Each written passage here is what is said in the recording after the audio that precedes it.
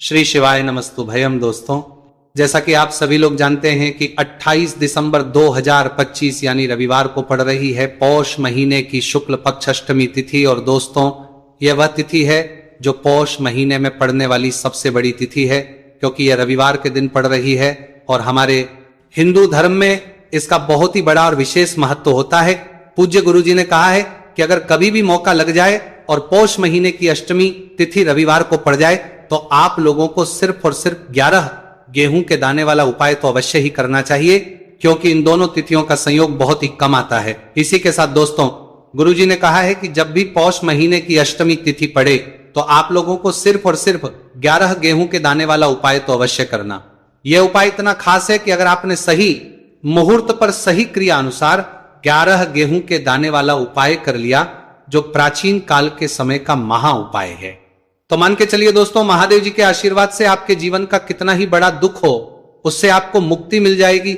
आपकी कोई भी मनोकामना हो, मान लीजिए आप नौकरी की तैयारी कर रहे थे तो आपकी नौकरी लग जाएगी, आपका बंद पड़ा व्यापार चल पड़ेगा। और दोस्तों, आप जिस बीमारी से आप बहुत दिनों से परेशान थे उस बीमारी से आपको मुक्ति मिल जाएगी। आपके जीवन में धन आना शुरू हो जाएगा, आपके जीवन में धन आने के नए नए रास्ते खुल जाएंगे। और मान के चलिए दोस्तों, फिर आपको किसी भी प्रकार की परेशानी का सामना नहीं करना पड़ेगा। इसीलिए दोस्तों, 28 दिसंबर रविवार के दिन आप लोगों को इस वाले उपाय को जरूर कर लेना है। भले ही आपने पूरे साल भर इस उपाय को नया गया दोस्तों किया हो, पर अगर आपने इस पौष महीने में पड़ने वाली अष्टमी तिथि के दिन अगर इस वाले उपाय को कर लिया तो आपको इस उपाय को करने का वो फल मिलेगा जिसकी आपने कभी भी नहीं करी होगी। इसीलिए आप लोग इस गेहूं वाले उपाय को एक बार जरूर कर लेना, ताकि आप लोगों के हाथ से यह मौका ना जा सके और आपको इस उपाय को करने का फल मिल सके। दोस्तों, यह उपाय पंडित जी ने अपनी अभी की ही शिव महापुराण की कथा में बताया है, जो इस उपाय को आज हम आपको बहुत अच्छे से समझाने वाले हैं। इस वीडियो को देखने के बाद इस उपाय को समझने के लिए आपको कोई और वीडियो को देखने की जरूरत नहीं पड़ेगी। तो दोस्तों, इस उपाय को आपको कैसे करना है, कब करना है, कहां पर करना, और उपाय को करते समय आपको किन किन गलतियों को नहीं करना है और आपको किन किन बातों का ध्यान रखना है, यह सारी जानकारी हम आपको इस वीडियो में देंगे। तो चलिए भक्तों, उपायों को शुरू करते हैं। अगर आप भी चाहते हैं कि महादेव जी का आशीर्वाद आप पर सदैव बना रहे तो वीडियो को लाइक करें, चैनल को सब्सक्राइब करें और कमेंट बॉक्स में हर हर महादेव जरूर लिखें। और अपने फायदे के लिए, गरीबी दूर करने के लिए इस वीडियो को पूरा देखकर जाना। यदि आज आपने वीडियो को बीच बीच में से देखा, काट काट कर देखा, तो जीवन में आपको कभी सफलता हासिल भी नहीं होगी। दोस्तों, ये 28 दिसंबर रविवार अष्टमी तिथि का दिन ये इतना खास होता है, इतना महत्वपूर्ण होता है। देखा गया है कभी कभी बड़े बड़े पूजा पाठ अनुष्ठान से जो मनोकामना पूर्ण नहीं होते, वो 28 दिसंबर रविवार के दिन एक छोटे से उपाय करने से ही आपकी मनोकामना पूर्ण हो जाती है। अब हम समझते हैं इस वाले उपाय को हमें करना किस समय है। इस 11 गेहूं के दाने वाले उपाय को हमें पौष महीने के रविवार के दिन करना किस समय है। तो देखिए, इस उपाय को करने का जो समय है वह सुबह का समय है और शाम का समय है। अब देखिए, यहां पर हम मुख्य रूप से सुबह का समय नहीं बोलेंगे, क्योंकि 28 दिसंबर रविवार अष्टमी तिथि का दिन है और इस दिन प्रदोष काल के समय का बहुत महत्व होता है। बाकी अगर सुबह के समय भी करेंगे तो भी अच्छा होगा, उसमें कोई भी दिक्कत वाली बात नहीं है। तो चलिए जानते हैं इस विशेष उपाय के बारे में। लेकिन उससे पहले एक प्रार्थना, अगर आप इस चैनल पर नए हैं तो आप इस वीडियो को लाइक करें, चैनल को सब्सक्राइब करें और कमेंट बॉक्स में आप अपनी राशि या अपना नाम जरूर डाल दें, क्योंकि हम राशि से भाग्य भी बताते हैं और भाग्य में चल रही परेशानियों को दूर करने के लिए वह आसान से आसान उपाय भी बताते हैं। तो चलिए अब हम अपने सबसे पहले उपाय की बात कर लेते हैं। देखो, गुरु जी ने कहा है कि अगर रविवार के दिन अष्टमी तिथि पड़ जाए तो इस दिन आपको 11 गेहूं के दाने वाला उपाय तो अवश्य ही करना चाहिए। देखो, यह उपाय यदि आपके जीवन में कर्जा बहुत अधिक है, आपके जीवन में संकट बहुत अधिक रहते हैं, आपके ऊपर बहुत अधिक विपदा आ रही है, बार बार आपको अपने व्यापार में और अपने धन में हानि देखने को मिल रही है कि आपको प्रत्येक कार्य में हानि हो रही है, तो आपको यह उपाय करना चाहिए। देखिए, इस उपाय के लिए आपको 11 गेहूं के दाने आपको लेने हैं, ठीक है। 11 दाने लेने के बाद में आपको जरूरत होगी चावल के दानों की। 11 चावल के दाने और 11 गेहूं के दाने और चावल के दाने खंडित नहीं होने चाहिए। अब आप कहोगे भैया गेहूं कहां से लेने हैं। देखो, आपको किसी भी किराना स्टोर पर गेहूं के दाने आपको आसानी से मिल जाएंगे, जाकर ले लेना, ठीक है ना। 11 गेहूं 11 चावल के दाने लेने हैं। साथ ही साथ आपको एक तांबे का लोटा है और उस तांबे के लोटे में आपको जल भरना है। जल आपका खुद के घर का होना चाहिए, मंदिर का नहीं होगा। अब आप ये सब सामग्री लेकर पहुंच जाओगे महादेव के शिवलिंग के पास में शाम के टाइम पे प्रदोष काल में। देखो जब आप ये उपाय कर रहे हो तो अपना फेस रखना उत्तर दिशा, नॉर्थ डायरेक्शन की तरफ। अब यहां पर जो मैं आपको क्रम बताने जा रहा हूं ना, उस मेरे क्रम को बहुत ध्यान से सुनिए। महादेव को अगर कोई सबसे प्रिय है ना, तो उनकी सबसे छोटी पुत्री जिनका नाम है माता अशोक सुंदरी, जो आपके पास में चावल 11 दाने हैं ना, उन चावल के 11 दानों को माता अशोक सुंदरी के स्थान पर आपको अपना नाम और गोत्र बोलते हुए समर्पित कर देने हैं, है ना। और चावल के दानों को रखने के बाद में जो आपके पास में तांबे का लोटा है ना, उस तांबे के लोटे को कहीं पे भी हम जल नहीं चढ़ेंगे। सिर्फ और सिर्फ माता पार्वती का जो हस्तकमल आपको दिख रहा है, यहीं पे गोल गोल आपको समर्पित करना है उसी जल को, और कहीं नहीं। ना तो माता अशोक सुंदरी के स्थान पर, ना तो शिवलिंग के ऊपर, सिर्फ आपको यहां पे गोल गोल जलाधारी पर आपको उस जल को समर्पित करना है। अब आपके पास में बचे हुए हैं 11 गेहूं के दाने और बचे हैं। उन्हीं 11 गेहूं के दाने को आपको अपनी मनोकामना, अपने विशेष कहते हुए महादेव के शिवलिंग के ऊपर अगर आप अष्टमी तिथि के दिन प्रदोष काल में समर्पित कर देते हैं, तो आपकी जो भी मनोकामनाएं होंगी, जो भी विश होंगी, महादेव पूरी जरूर करते हैं। अन्न को समर्पण करने से, उस खासकर गेहूं को समर्पण करने से हमारी इच्छाएं पूरी होती हैं। और अगर वह दिन रविवार अष्टमी तिथि का दिन हो, तब तो इससे सुंदर संयोग कुछ भी नहीं हो सकता। आपकी इच्छाओं को पूरा करने के लिए स्पेशल बहुत प्यारा सा उपाय आप सभी को जरूर करना है। ध्यान में रखिएगा, यह उपाय प्रदोष काल में करना है। देखो, गुरु जी ने कहा है भगवान शिव के शिवलिंग पर 33 कोटि देवी देवताओं का वास होता है। अगर हम शिवलिंग के सामने कुछ भी उपाय करते हैं तो हमारे सभी देवी देवता हमसे खुश हो जाते हैं। यह उपाय आपको अवश्य करना है। देखो, सुबह के टाइम नहीं कर सकते, ठीक है। अब बात करते हैं अगले उपाय की। देखो, इस उपाय के लिए आपको लेना है एक गोल बाती का दीपक। आप चाहे तो मिट्टी का ले सकते हैं या फिर घर से शुद्ध आटा मढ़कर उसका दीपक आप तैयार कर सकते हैं। इसके बाद आपको लेना है शुद्ध गाय का घी। अगर वो नहीं है तो कोई भी देसी घी इस्तेमाल कर सकते हैं, जिससे आपको दीपक प्रज्वलित करना है। देखो, अब ये सब सामग्री लेकर आपको जाना है प्रदोष काल में आपके घर पर तुलसी जी के घेरे के पास में। देखो, ये उपाय तो आपको अवश्य करना है। देखो, वहां पहुंचकर सबसे पहले वो दीपक आपको प्रज्वलित कर देना है और का 11 बार जाप करना है। उसके बाद आपको अपने सीधे हाथ में थोड़ी हल्दी लेकर उस दीपक में अपना नाम और गोत्र बोलते हुए डाल देना है। उसके बाद माता लक्ष्मी से आपको प्रार्थना करना है कि हे महालक्ष्मी, हमारी सभी दुख तकलीफों को दूर करो। हे महादेव, हमारे सब दुख कष्टों को खत्म करो। इस भावना से आपको ये उपाय करना है। चलिए अब बात कर लेते हैं दूसरे उपाय की। दोस्तों, आप सभी जानते हैं कि रविवार अष्टमी तिथि का दिन समर्पित होता है भगवान महादेव को या कि माता पार्वती को। अष्टमी तिथि का दिन समर्पित होता है और जब भी हम शिवलिंग के ऊपर कोई भी उपाय करते हैं तो इससे हमें एक साथ भगवान महादेव की और माता पार्वती की कृपा प्राप्त हो जाती है। देखिए दोस्तों, गुरुदेव ने बताया है कि रविवार के दिन किया जाने वाला यह सबसे खास और सर्वश्रेष्ठ उपाय है। 7 चने की दाल लेनी है।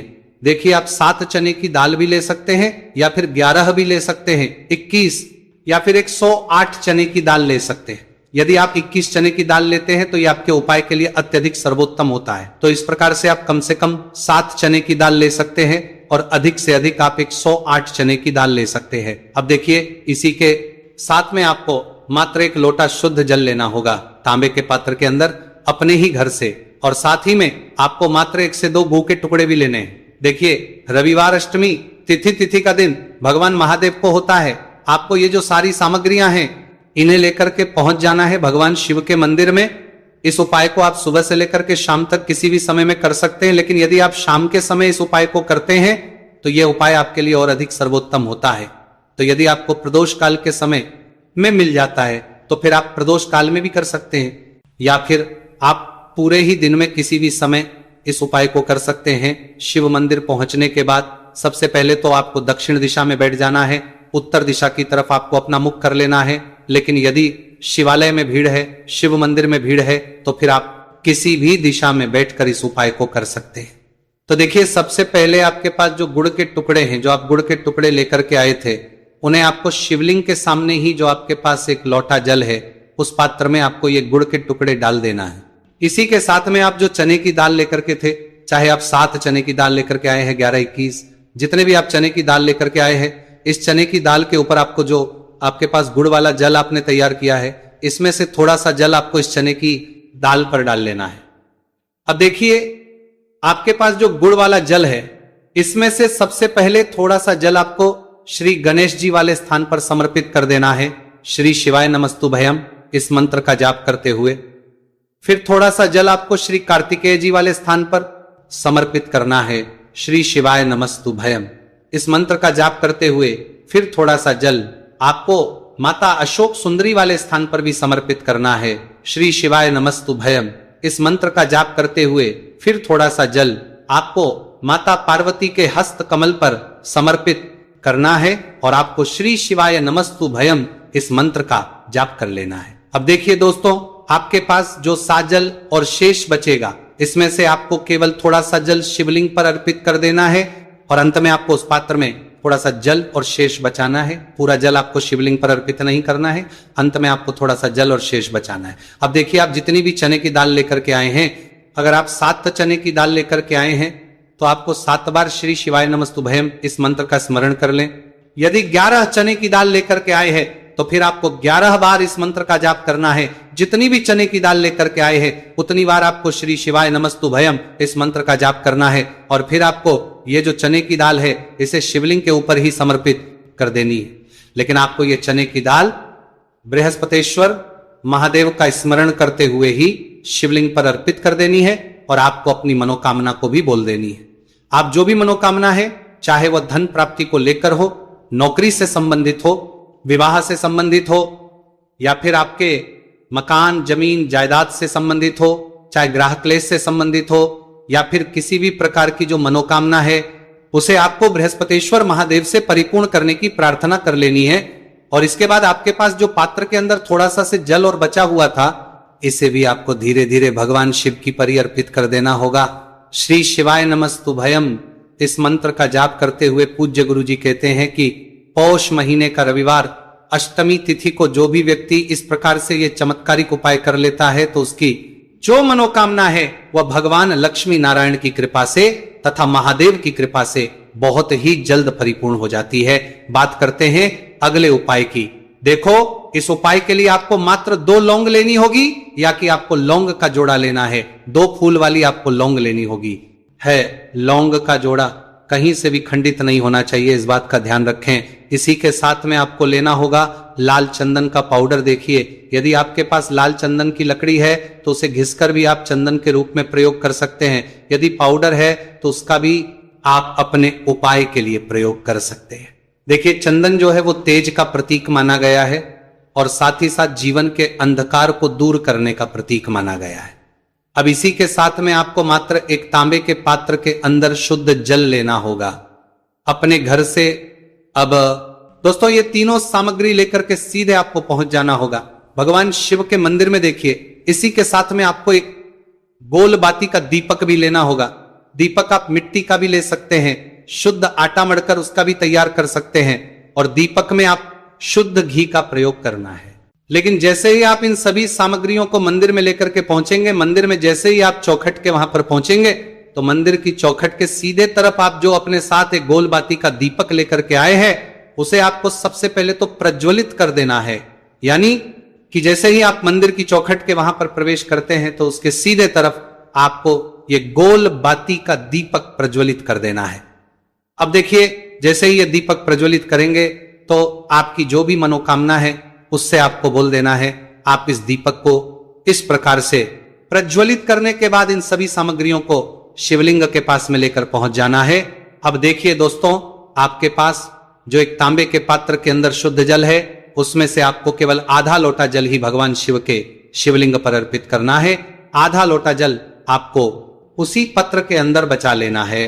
अब दोस्तों, पास जो 2 लौंग है यानी कि लौंग का जोड़ा है, उससे आपको अपना नाम और अपने गोत्र को बोलते हुए आपकी जो भी समस्या चल रही है, आपके जीवन में जो भी परेशानी उत्पन्न हो रही है, उन्हें आपको बोल देना है। और ये जो लौंग का जोड़ा है इसे आपको भगवान शिव के शिवलिंग पर अर्पित कर देना है।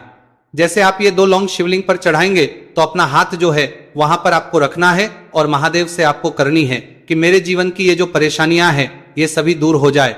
यानी कि आपके जीवन में धन की संबंधित परेशानी चल रही है, कर्ज की समस्या चल रही है, बच्चों का पढ़ाई लिखाई में मन नहीं लग पा रहा है, घर के जो आर्थिक संकट है वह सभी दूर हो, व्यापार आपका ढंग से नहीं चल पा रहा है, घर में रोग की स्थिति बनी हुई है, यानी कि जिस भी प्रकार की आपकी समस्याएं हैं उसे आपको बोल देना है और महादेव से इन सभी समस्याओं को दूर करने के लिए आपको प्रार्थना कर लेनी है। अब देखिए दोस्तों, आपने जो 2 लौंग शिवलिंग पर समर्पित की थी उससे आपको वहां से उठा लेना है और इन दोनों लौंग को आपको शिवलिंग से उठा करके सीधे उससे जल के पात्र के अंदर डाल देना है, यानी कि अपने आधा लोटा जल और बचाया हुआ था उसी के अंदर आपको ये 2 लौंग डाल देनी है और साथ में आप जो लाल चंदन ले आए थे उस लाल चंदन को भी आपको उसी पात्र के अंदर डाल देना है, यानी कि आधा लोटा जल और बचा हुआ है तो उसी आधे लोटे जल के अंदर आपको ये लाल चंदन भी डाल देना है। अब देखिए, इस आधे लोटे जल में है जिसमें अपने 2 लौंग डाली है, लाल चंदन डाला है, उसे सीधे लेकर के आपको पहुंचना है बेल पत्र के वृक्ष के, वहां पर देखिए बेल पत्र का वृक्ष यदि आपके घर पर है तो वहां पर आपको आ जाना है, आपके घर के पास कहीं भी है तो वहां पर आपको पहुंच जाना है और उसके बाद आपका जो मुख है वह दिशा की ओर होना चाहिए और उसके बाद आपको अपना नाम और अपनी गोत्र को बोलना है और पुनः अपने जो भी परेशानियां शिवलिंग के पास में बोली थी उन्हें आपको वापस से बेलपत्र के वहां पर भी बोल देनी है और ये जो आधा लोटा जल हो रहा है इससे आपको पूरा बेलपत्र के वृक्ष की जड़ DDH में श्री शिवाय नमस्तुभयम इस मंत्र का जाप करते हुए समर्पित कर देना है। तो बस इतना सा उपाय आपको करना है, जो भी आपकी परेशानी है, समस्या है, उससे महादेव निश्चित ही दूर करेंगे।